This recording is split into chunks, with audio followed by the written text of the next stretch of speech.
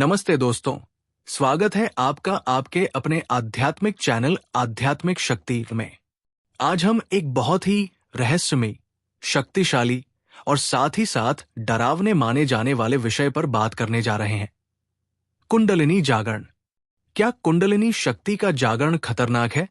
क्या ये सिर्फ योगियों और साधुओं का विषय है, या फिर हम सामान्य लोग भी इस शक्ति को छू सकते हैं? इस विषय पर हम ओशो की गहराई से की गई व्याख्या को सरल भाषा में समझने की कोशिश करेंगे। तो वीडियो को अंत तक जरूर देखिए, क्योंकि ये सिर्फ जानकारी नहीं, एक गहरा अनुभव हो सकता है। चलिए शुरू करते हैं। ओशो कहते हैं, कुंडलिनी कोई कल्पना नहीं है, ये तुम्हारे ही भीतर बंद पड़ा एक स्रोत है जो तुम्हें ब्रह्मांडीय ऊर्जा से जोड़ सकता है। कुंडलिनी का अर्थ है कुंडली की तरह लिपटी हुई ऊर्जा। ये ऊर्जा हमारी रीढ़ की हड्डी के सबसे निचले हिस्से मूलाधार चक्र में सुप्त अवस्था में पड़ी रहती है। ये शक्ति हर इंसान में होती है, चाहे वो किसी भी धर्म, जाति या लिंग का हो। लेकिन ये शक्ति सुप्त अवस्था में है, सोई हुई। ओशो कहते हैं, जिस दिन ये शक्ति जाग जाए, उस दिन तुम इंसान नहीं, परमात्मा के साथ एक हो जाते हो। बहुत से लोग कुंडलिनी को एक खतरनाक प्रक्रिया मानते हैं। इस डर का कारण है अधूरी जानकारी, आधे अधूरे प्रयास और मानसिक तैयारी का अभाव। लेकिन ओशो स्पष्ट करते हैं, कुंडलिनी खतरनाक नहीं है, बल्कि तुम्हारी अज्ञानता खतरनाक है। वे कहते हैं कि कुंडलिनी का जागरण यदि सहज रूप से, ध्यान के माध्यम से, शुद्ध चित्त और गुरु के मार्गदर्शन में हो, तो ये सबसे सुंदर अनुभव बन जाता है। ओशो के अनुसार कुंडलिनी जागरण के 3 प्रमुख साधन हैं। ध्यान। ध्यान की प्रक्रिया से चित्त शुद्ध होता है, विचार कम होते हैं और ऊर्जा ऊपर की ओर चलने लगती है। ओशो ने विशेष रूप से डायनामिक मेडिटेशन और कुंडलिनी ध्यान विकसित किए। इन ध्यान पद्धतियों में शरीर, मन और ऊर्जा तीनों को एक संतुलन में लाया जाता है। ओशो कहते हैं, गुरु का कार्य केवल ज्ञान देना नहीं है, वो ऊर्जा को स्पर्श करता है, तुम्हारे भीतर जलता हुआ दीपक जगाता है। कुंडलिनी का मार्ग सिर से नहीं, हृदय और आत्मा से तय होता है। जब हम पूर्ण समर्पण करते हैं, तब प्रकृति स्वयं मार्ग प्रशस्त करती है। क्या यह खतरनाक हो सकता है? अब सवाल आता है, क्या यह प्रक्रिया खतरनाक भी हो सकती है?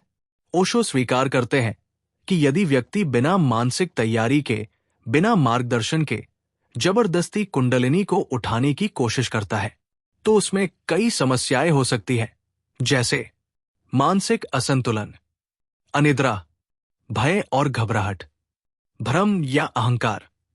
ऊर्जा अमृत भी बन सकती है और जहर भी। ये तुम्हारी तैयारी पर निर्भर करता है।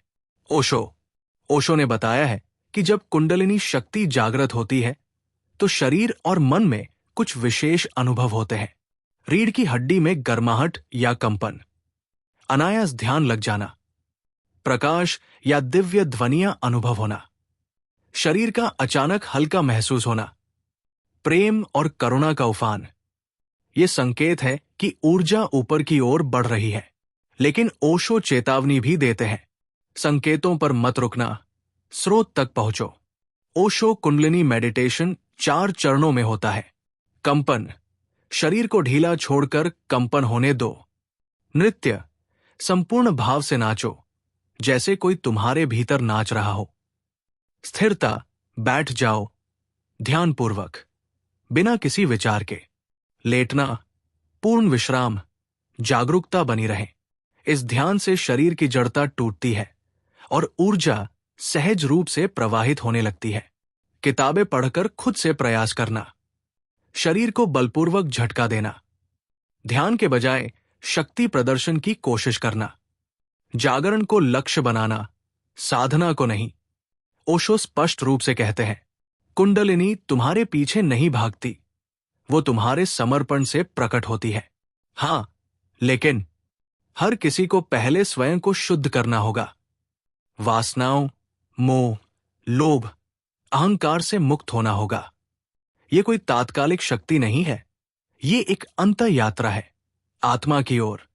ओशो के अनुसार जिसने कुंडलिनी को सही से जगा लिया, उसे भगवान को अलग से खोजना नहीं पड़ता, वही ब्रह्मा बन जाता है। तो दोस्तों, कुंडलिनी न तो खतरनाक है और न ही केवल किसी विशेष वर्ग के लिए आरक्षित। यह आपके भीतर की वही शक्ति है जिसे यदि आप ध्यान, समर्पण और जागरूकता से जगाएं तो वो आपको मुक्त कर सकती है। ओशो कहते हैं, कुंडलिनी का जागरण कोई घटना नहीं है, ये तुम्हारे होने की पुनः खोज है। अंत में एक विनम्र निवेदन, अगर आपको ये वीडियो पसंद आया हो तो कृपया वीडियो को लाइक करें, अपने विचार कमेंट में लिखें और चैनल आध्यात्मिक शक्ति को सब्सक्राइब करना न भूलें। हम आगे भी ओशो, बुद्ध और अन्य महान आत्माओं की शिक्षाओं पर ऐसे ही गहराई से चर्चा करेंगे। ध्यान रखिए, आप केवल शरीर नहीं है, आप ऊर्जा है, और कुंडलिनी वही ऊर्जा है जो आपको अनंत से जोड़ सकती है।